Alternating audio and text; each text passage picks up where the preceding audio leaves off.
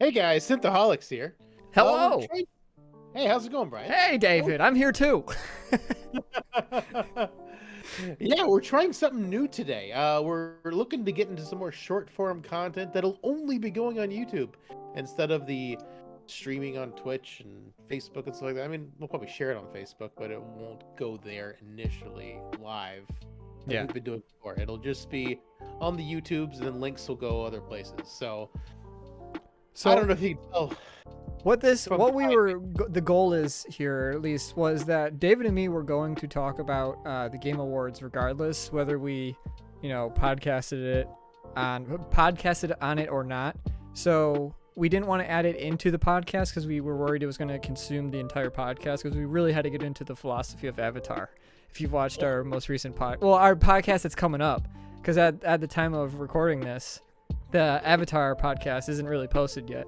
But there's going to be philosophy. It's all about philosophy and Jake Sully and his moral dilemmas.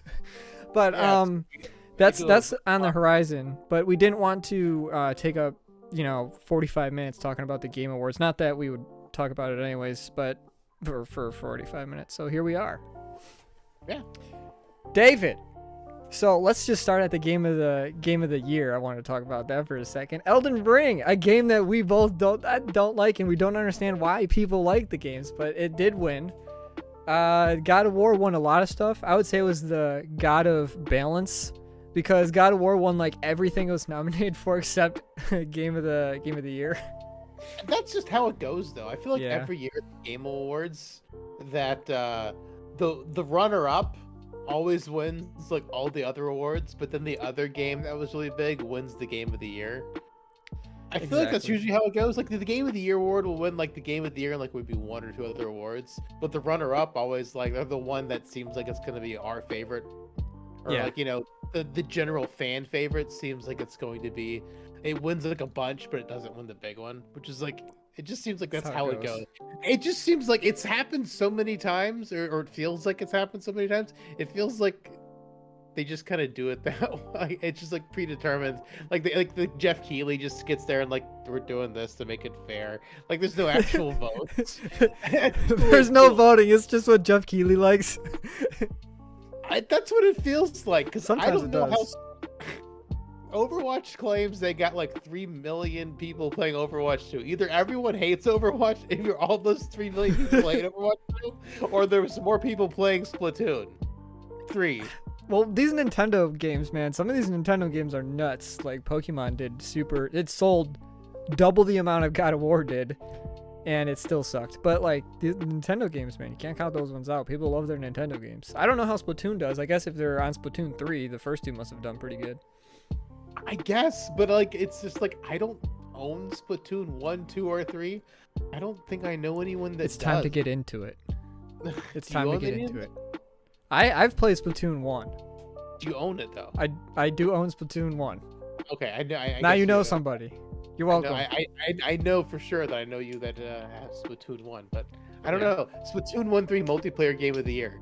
Like that blows my mind over like Fortnite or Overwatch 2. Like Yeah, I don't What? know. Some of them do seem a little weird. However, there's really only one other award. A lot of the other stuff I want to talk about was either something that happened or showing off games. But best mobile game, one was Marvel Snap. I've been playing Marvel Snap.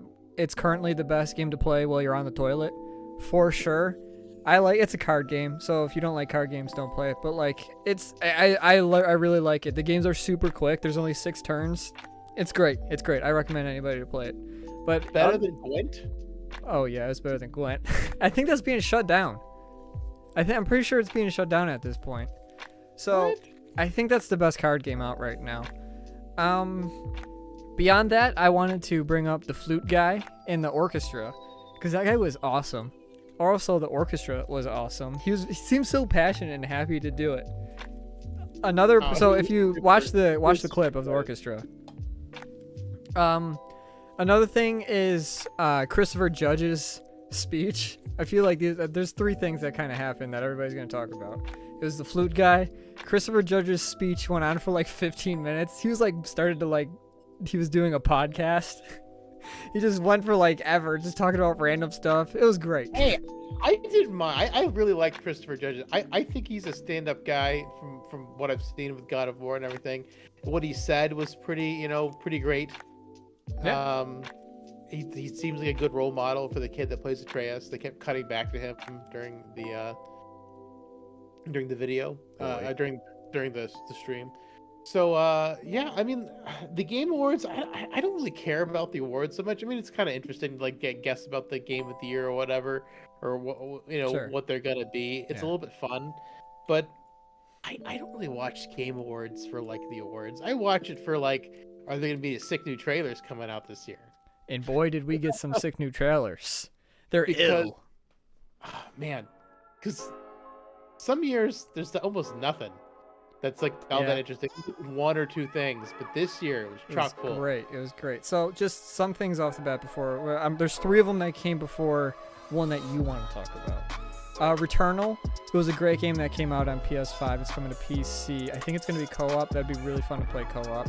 It's a great game. Atomic Heart is kind of something I've had my eyes on for a while. It's kind of give the Wolfenstein type of vibe. Yeah, it looks weird. Hades 2 is one of my favorite games that I've ever played, and they're making a second one, so I'm totally going to be on board with that. I don't like that they're releasing the game into early access, and they're going to develop it through early access. I'd prefer them just to like tell me when it's done. Yeah, I know, and I didn't buy it until it came out, but I don't know. I wish it was just done before they put it into early access. However, after they announced Hades 2, a game that you wanted to talk about came out. Judas. Oh man, I am a huge fan of the BioShock games. I'm a huge fan of Ken Levine, and the fact that this game is called Judas, it looks very BioShock Infinite-y, like the way the art style is done, where they're like pseudo-realistic but exaggerated, sort of Disney-fied a little bit in the character designs. Like it just screams and bleeds BioShock Infinite, which is by far the best BioShock game. I agree. And it looks great. And the thing is, BioShock Infinite had tons of like biblical references and stuff in it, and it was just called BioShock Infinite. This game is called Judas. You're gonna get more. And then it says the tagline was "Fix what you broke," and it's like, holy crap! What are they even gonna like do in this game? That's I cannot wait to find out the narrative threads for this game, because BioShock Infinite like was brain melting, and this game's been in development hell. I wonder if it's because they're trying to like melt your brain harder than they are. BioShock Infinite, and then this game is also like in space, which I love space games, and then that kind of harkens back to System Shock for Ken Levine, System Shock 1 and 2, and I'm all in. Give me more of this game. I don't think anybody's going to really disagree when we say that. I'm sure you're just going to agree with me that BioShock, the whole, all the BioShock games are probably some of the best, at least story-wise, that video games have to offer. I don't know if you've ever really talked about it on the podcast before, but we're both like super into games. So as much as you talk about Star Trek and we talk about other movies and films and TV shows and all that, there's also this whole untapped that we haven't really brought up, is that we're also extremely into video games. And I think, at least for both of us, BioShock is some of the best stuff that video games have to offer. So 1 and 3. Judas. 2 is kind of terrible. Well, yeah, but overall, it's like it's like not bad compared to like most AAA games.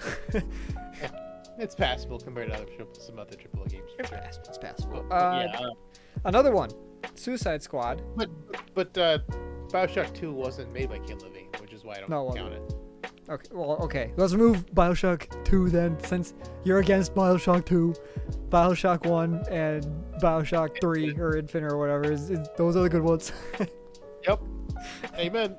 So yeah, Judas is definitely one of my favorite things they showed. It is on my radar for sure. Yes. Suicide Squad, David. I think we're both excited for this game for sure. Suicide Squad killed the Justice League. I am excited for that. I really, really hope that it's better than Gotham Knights because man, I It was should. excited. It will be better than Knights, Gotham Knights. and then Gotham Knights just got like the worst reviews. Yeah, it didn't go over to because we were excited when that came out because we were gonna play it, but then the reviews came out and we were like, we're not gonna play this anymore. And it wasn't just the big ones. Like I saw a lot of like smaller YouTubers like giving real honest opinions on these things, and it's just like wow, like nobody likes good. this. Not Yeah, good. so I was like, Yeah. So moving on from there, just giving high level thoughts here. no, but Kevin Conroy. They showed Batman. Oh yeah, and that's right. They showed Batman. That rip Kevin Conroy. And yeah, rest in peace, Kevin Conroy. But it's his last performance was recorded for Kill the Justice League. So unfortunately, he's going to be playing the bad guy. That's really cool that they brought it. I mean, he's a good bad guy. I think the Justice League is the bad guys, right? Because they're being taken over by something. Or I don't know exactly what the story is, but yeah, he'll be in it. I am excited. The game looks great. Everything I've seen so far, it looks great, and I've liked what the studio did last, which was Batman. So hopefully it's good. At least the last Batman game that I played. Any other closing thoughts on Suicide Squad other than James Gunn directed it? James Gunn.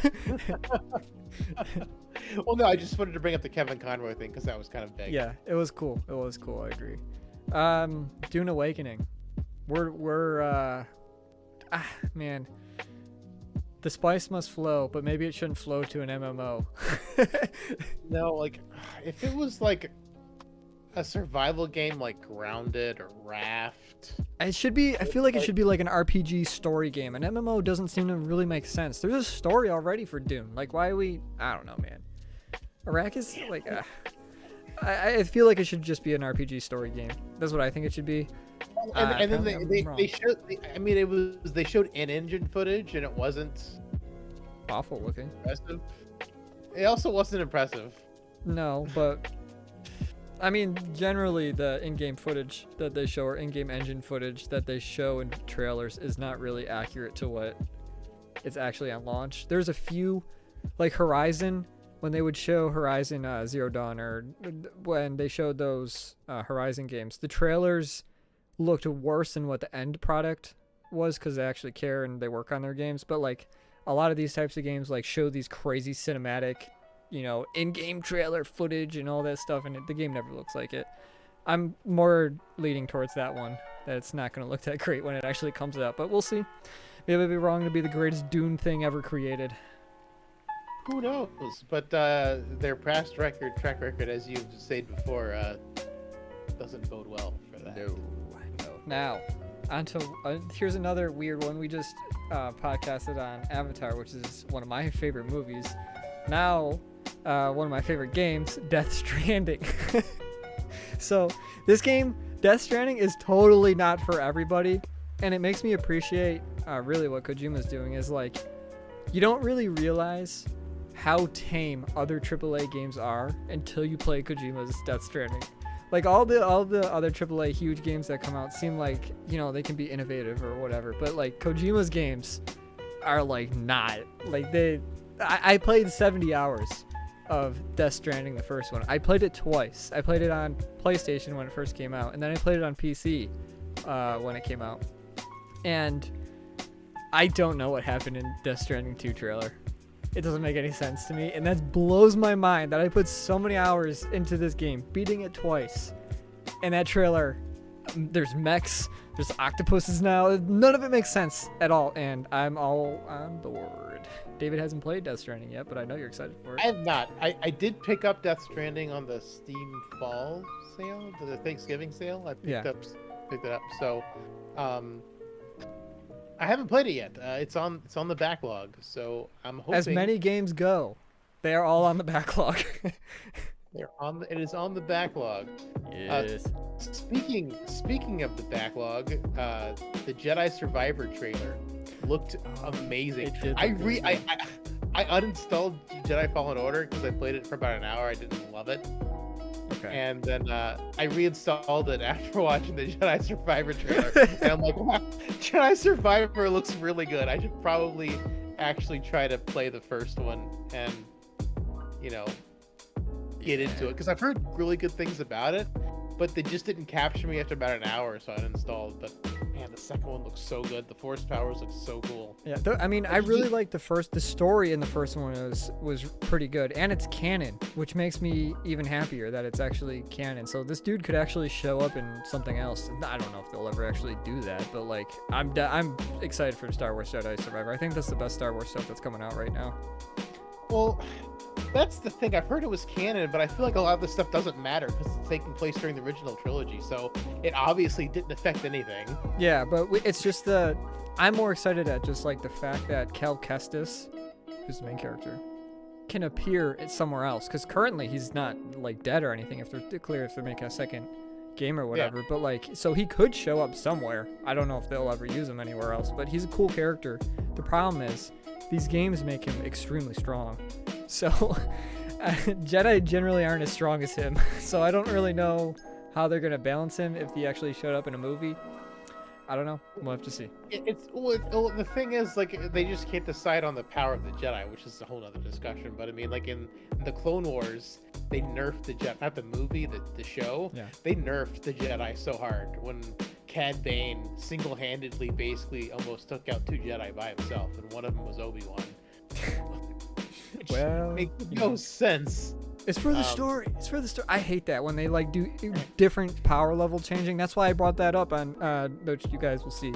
The power level between DC and Marvel. I just brought that up when we were talking about DC. Like, keep these DC characters strong because they are strong. Don't give them power level.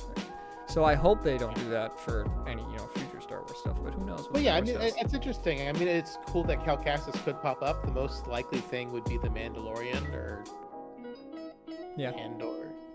Something like that. No, probably not Andor. Moving on from that, we got 2 games that I know we're both, 1, very excited for, and then 2, hesitant on, is Baldur's Gate.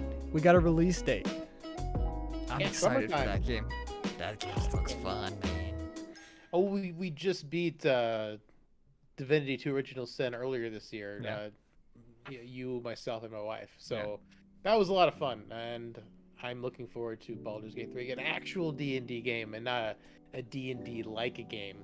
So, yeah, and it's not like we didn't just like play Divinity and play it on and off. We like played it consistently, like every chance we can given our schedules, and we put like quite a bit of time into it. With so much so that we like started over twice. Originally in our first playthrough, we started over, and then we finished it on our second, and now we just immediately started over again. So, it's fun. Good game. Yeah, the Larian makes a great game. I mean, the Divinity 2 Original Sin was a masterpiece, so I mean, I'm going in with high expectations for Baldur's Gate 3. Yeah, I am too. Diablo, though. Diablo, I mean, Blizzard has been on my, crap list for a while now.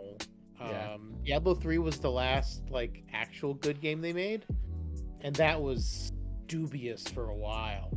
Yeah, so I mean, the real money auction house, when the game launched, it also had like 0 drops because they were trying to limit how much stuff would be on the real money auction house. So, like, exactly. The legendary drops almost never happened. It was really ridiculous. And then when they got rid of that, the game got better, but it took a while. I think you'll agree with me when I say that the gameplay for what we've seen for Diablo so far looks cool. It looks awesome. However, I can't get behind until we know what that monetization is. Yeah, I can't get on board with it until I mean, like, they've said what it is, but I don't trust Blizzard. We gotta see it. I don't trust Blizzard as far as I can throw their board of directors. Oh man. So, yeah, I don't trust that's not after Diablo Immortal being pay to win, after Overwatch 2 being, pay to get new characters. Like, Kaylee and I, my wife, we played 3 rounds of Overwatch to season 2, and we were like, yeah, I'm done. Can't do this anymore. We did one stint of dailies for season 2, and it's like, yeah, I'm done with Overwatch 2 again. Yeah, we'll just have to wait and see for Diablo, or Blizzard itself. Its monetization is just God. I don't know what they are getting kind of greedy here. I think even though the game is free to play, it's not the greatest in Overwatch. It's fine. It's whatever, but it's not for me. And I'm worried Diablo's going to be the same. I will not play the game if the monetization is anything like Diablo Immortal. No shot. I will have no interest in it at all. Well, yeah, if you have to pay to power up your armor, no. Yeah, I'm out. The thing is, like, the way that I've seen Diablo Immortal, the way it's done is that you're basically paying to get better drops in the rifts, or what equated to Diablo 3's rifts. And the thing is, like, Diablo 3's rifts were okay, but, like, I didn't like them enough to where I'd want to pay to do the rifts and get loot from it. Like, the rifts were okay. They weren't great content or anything. They were okay content for post-game. Agreed. They need to have a significant post-game in Diablo 4 to make it, like, really worth playing over and over and over again. Exactly. You got it. 2 more left. Cyberpunk's DLC has Idris Elba in it. I don't know. I feel like they've bought me back. I'm back. Oh, they have brought me back and scared me more than I know, right? Well, the part of the reason why people feel like Cyberpunk 2077 had questionable story was because they shoehorned in Keanu Reeves to be Johnny Silverhand, and now we've got Keanu Reeves and Idris Elba, and this, like, I'm like, ooh, are they just relying on another big name along with more Keanu Reeves? Yeah, I'm hyped. I don't know what to think. Elba. He's great, but I'm so conflicted. I'm like, are you trying to trick me again? CD Projekt that's how Red? it feels. Are you trying to make it seem way cooler than it's actually going to be? We'll have to see. I'm like, I mean, I'm excited for the DLC. Everything from what I've seen, the game's had a massive turnaround. I haven't really played it since 1.0. I dabbled right after 1.5 came out. I crashed 15 seconds. And then you're like, all right, game's not fixed yet. I was like, well, it's not fixed yet. So I logged out. So I'm waiting to. I think I streamed a little bit. I don't remember when that patch was. I can't remember if it was post 1.5 or pre 1.5. Streamed a little bit on a different character, but I'm waiting for the DLC to drop to finish the. I still haven't even beaten the game on my original character. I'm gonna beat the game with the original character I made. Once the DLC drops out, then start over with a new character. I think that'll be the best. To see how it goes. Yeah, I think I'm waiting for this to even start. I'm waiting for this patch or update, DLC, whatever, to actually start playing the game. Edgerunners bought me back. I for you and me, we'll give it a little sneak peek if anybody's actually 25 minutes into this video. We're going to do our favorite things of the year, and I'm pretty sure Edgerunners is going to be towards the top for both of us, if it's not, like, close to number 1, if not number 1. So that's what brought me back. Edgerunners is fantastic, and if this DLC is anything like Liberty City, Phantom City, whatever this is called, and if they fix the game, man, I mean, to me, Cyberpunk might, going forward, be one of my favorite things ever. Honestly, I didn't hate Cyberpunk when it first came out. It just was so broken. It was just like a death by 1,000 cuts. Like, it wasn't a bad thing. It was just a lot of small things that always was like nicking at me. Then to a point where, like, I just couldn't play it anymore.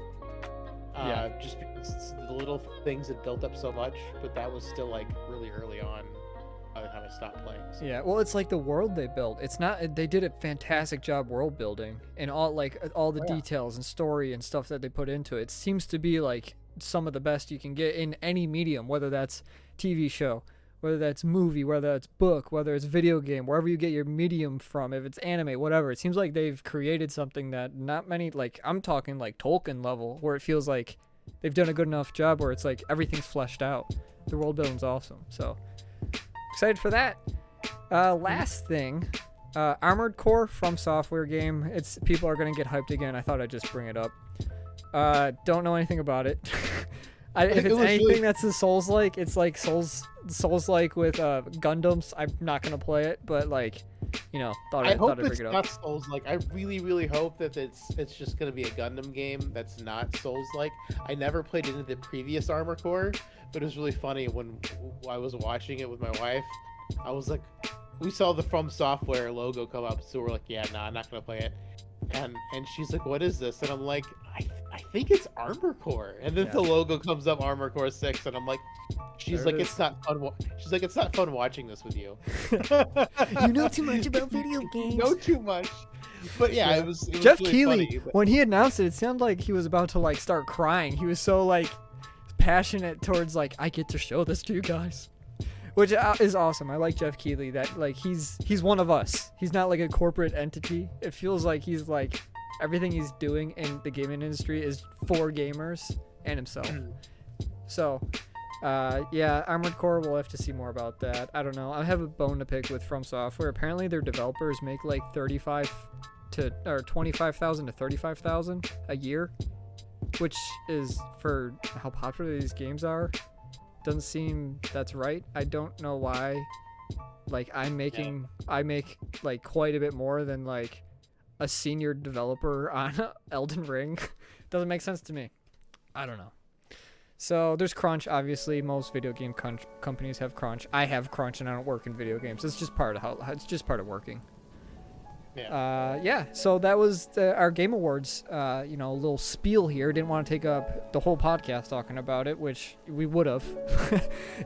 I think we were aiming for like a 10-minute video. Didn't happen. Didn't happen. Oh, there's a couple big things. Yeah, it's a lot of things. I really hope Armored Core is going to be a good mech game and not a Souls-like game. If it's a Souls-like robot game, I'm gonna be like, ugh, I'm probably not even gonna try it. Me too. But if it's not Souls-like, I'll probably give it a shot because I like me some big robots. Well, then you'll like Death Stranding too, because apparently there's mechs in there now too. Yes, give them to me. Oh boy. Yeah. Anything else to add, David, or are we closing it down? We shutting it down? I mean, if this was Game Awards last year, it'd only been a 10-minute video, but. It was a great Game Award. This is probably my favorite Game Awards they've ever done so far. This is a really good one. Yeah, it was a good one. So yeah, I don't know. Comment. Tell us what you're excited for, because I'm excited for stuff too. Let's celebrate together. Yeah, like and comment. Let us know what you thought of the Game Awards. What was your favorite game, or were you sad anything got missed? I'm sad that we didn't really get any more Starfield news. Xbox didn't have a showing at all. I'm assuming it's because of the... They don't have anything coming out at all. Well, I think it's the acquisition. Phil Spencer was there, but I think they couldn't show anything because they're trying to prove to the governments of like Europe and the US and probably other places. We don't have any games. Yeah, we don't have anything to show. Even though we've acquired like 60 studios the past like 6 years. So I'm sure there's some like behind the scenes drama. I'm sure they have stuff to show. They just had to make that decision to not show anything, to pretend that, you know, we don't need, we just want a little Blizzard. We just want a little old Blizzard. How many studios Microsoft has been gobbling up, and they still have nothing to show as far as I mean, if anybody's curious, look at like Microsoft Studios or like Microsoft and see how many like game companies they own, and then see how many games they actually release. It's almost none. Like they're massive.